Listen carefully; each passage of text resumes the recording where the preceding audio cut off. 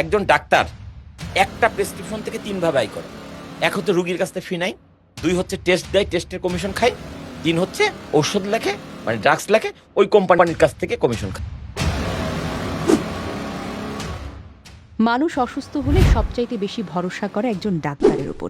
ডাক্তারকে আমাদের সমাজে মানবতার প্রতীক হিসেবে দেখা হয়, কিন্তু বাস্তবতার এক অন্ধকার দিক হলো কিছু অসাধু ডাক্তার রোগীর অসহায়ত্বকে পুঁজি করে চিকিৎসাকে পরিণত করেছেন লাভজনক ব্যবসায়। একটা প্রেসক্রিপশন থেকেই তারা নানাভাবে অর্থ আয় করেন। ফলে রোগী শুধু শারীরিকভাবেই নয়, আর্থিকভাবেও চরম ভোগান্তির শিকার হয়। এক কাজ করে তিন ভাবে ইনকাম করা এই বাংলাদেশের ডাক্তার ছাড়া পৃথিবীর কোথাও এটা সম্ভব না। একজন ডাক্তার রোগী দেখার জন্য ফি নেন, এটা স্বাভাবিক, গ্রহণযোগ্য। একজন ডাক্তার তার শিক্ষা, দক্ষতা, সময়ের বিনিময়ে তো পারিশ্রমিক নেবেন, এটাই তো নিয়ম, তাই না? কিন্তু সমস্যা তৈরি হয় তখন যখন অস্বাভাবিক উচ্চ ফি নেওয়া হয় বা রোগীকে বারবার অপ্রয়োজনীয় ফলো আপে ডাকা হয়। অনেক ক্ষেত্রে তো মাত্র 2-3 মিনিট রোগী দেখে হাজার হাজার টাকা ফি নেওয়ার অভিযোগ রয়েছে। এতে সাধারণ মানুষের চিকিৎসা ব্যয় যেন দিন দিন বেড়েই চলেছে। 0.9% পর্যন্ত মানে অপশন আছে যে অন্য একটা সেক্টরে যাইতে পারবেন, তাহলে সেই পেশায় চলে যাবেন।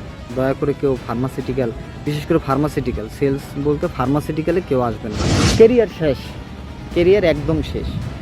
আপনি এখন আর কোনো অন্য প্রফেশনও ওইভাবে সেট হবেন না।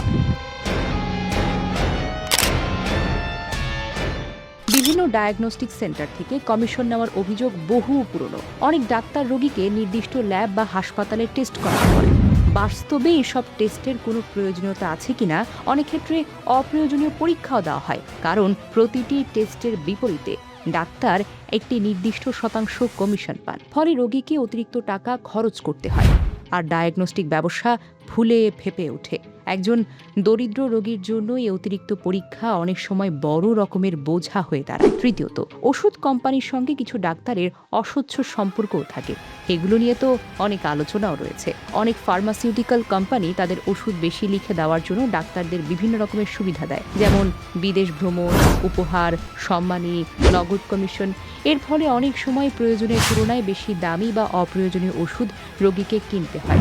একই কার্যকারিতার কম দামি ওষুধ বাজারে থাকলেও কমিশনের কারণে নির্দিষ্ট ব্র্যান্ডের ওষুধ প্রেসক্রিপশনে স্থান পায়।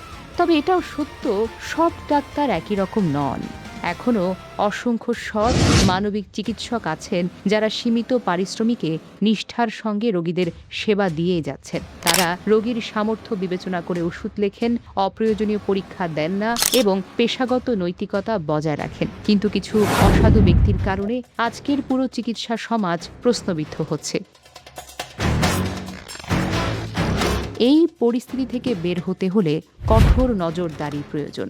স্বাস্থ্য খাতে স্বচ্ছতা নিশ্চিত করতে হবে, কমিশন ভিত্তিক চিকিৎসা বন্ধে কার্যকর নীতিমালা প্রয়োগ করতে হবে। একই সঙ্গে রোগীদেরও সচেতন হতে হবে। কেন টেস্ট দেওয়া হচ্ছে, কোন ওষুধ কেন লেখা হচ্ছে তা জানার অধিকার তাদের রয়েছে। ফার্মাসিউটিক্যাল জব কোনো ছুটি ছাটা পাবেন না। আপনার মার্কেটে যতক্ষণ পর্যন্ত ডক্টর থাকবে, আপনার ফার্মেসিগুলো যতক্ষণ পর্যন্ত খোলা থাকবে, ততক্ষণই আপনার কাজ থাকবে। ফ্যামিলিকে সময় দেওয়ার মতো সময় আপনি পাবেন না।